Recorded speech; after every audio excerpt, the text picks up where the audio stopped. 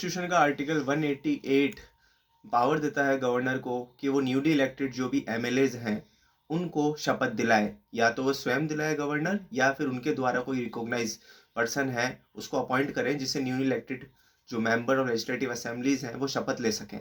तो इस विषय के अंदर प्रोटम स्पीकर का जो रोल है वो भारतीय संविधान और भारतीय जो लेजिस्लेटिव असेंबलीज हैं उनके अंदर आता है। तो प्रोटम स्पीकर है, बेसिकली उसके बारे में संविधान साइलेंट है उसके क्वालिफिकेशन के बारे में, पर जो रूल्स एंड रेगुलेशंस हैं वो बताती है कि he should be the senior person of the legislative assembly.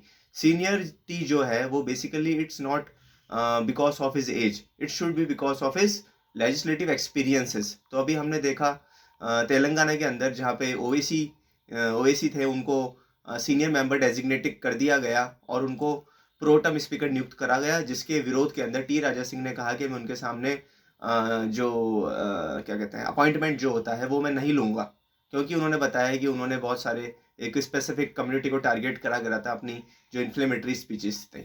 तो वो जो डिबेट था वो इस चीज़ के अंदर आता है कि प्रोटम स्पीकर कौन होना चाहिए, पर उस पर लॉ सेटल्ड है और बताया गया है जो लेजिस्लेटिव असेंबली का सबसे सीनियर जो मेंबर होगा in terms of his legislative age वही प्रोटम स्पीकर होगा।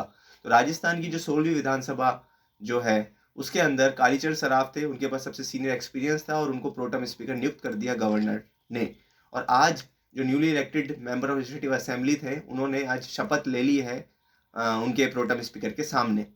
और एक नया डिबेट अब राजस्थान में वापस छिड़ चुका है, जो है राजस्थानी जो भाषा है उसको ऑफिशियल लैंग्वेज डिक्लेयर करवाना under the 8th schedule of the constitution. आप सबको मालूम है कि भारतीय जो 8th schedule of the constitution उसमें 22 लैंग्वेजेस हैं जो रिकॉग्नाइज्ड हैं, पर राजस्थानी अभी तक भी उसके अंदर अपना नाम चिन्हित नहीं करवा पाई है।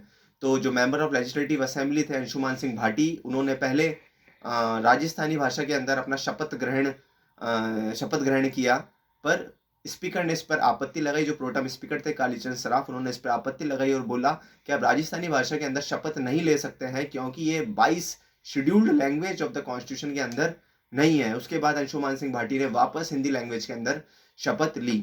अब प्रश्न ये उठता है कि अगर अंशुमान सिंह भाटी 22 शेड्यूल्ड जो लैंग्वेज है उनमें अगर शपथ नहीं लेते हैं, या बेसिकली जो राजस्थान लेजिस्लेटिव असेंबली के द्वारा 2 लैंग्वेजेस को ऑफिशियली रिकॉग्नाइज कर रखा है जो हिंदी और इंग्लिश है, उनमें शपथ नहीं लेते हैं, तो क्या प्रॉब्लम क्रिएट हो सकती थी। अगर वो ऐसा करते, अगर वो जो ऑफिशियल लैंग्वेज है रिकॉग्नाइज्ड हैं उनमें अगर शपथ नहीं लेते तो हाईकोर्ट के अंदर एक पिटीशन मूव हो सकती थी और उनके शपथ पत्र पे एक तरीके से चैलेंज हो सकता था हाईकोर्ट के अंदर, पर उन्होंने हिंदी में शपथ लेकर इस चीज़ को एंड कर दिया। तो ऑफिशियल लैंग्वेज एक्ट 1963 बना हुआ है जिसके अंदर भारतीय सरकार की 2 लैंग्वेजेस को सेट कर रखा है, जो कि है इंग्लिश और वो है एक दूसरी जो है जो लैंग्वेज है वो है हिंदी। तो इंग्लिश और हिंदी ऑफिशियल लैंग्वेज 1963 के तहत सरकारी कामकाज के लिए रिकॉग्नाइज कर रखी है, जबकि शेड्यूल्ड जो लैंग्वेज है भारतीय संविधान के अंदर वो 22 है। अब राजस्थान लैंग्वेज जो है, राजस्थानी जो भाषा है, अगर वो 22 शेड्यूल लैंग्वेजेस के अंदर अगर अपनी जगह बना लेती हैं तो उसमें फ़ायदा क्या होगा।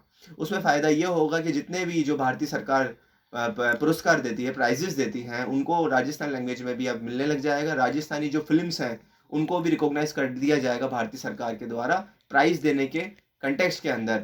तो अभी ये जो एक नई जो नया वापस डिबेट छूट चुका है कि राजस्थानी भाषा को 22 शेड्यूल लैंग्वेज के अंदर स्थान मिलना चाहिए, और ये डिबेट आगे भी जारी रहेगा। धन्यवाद।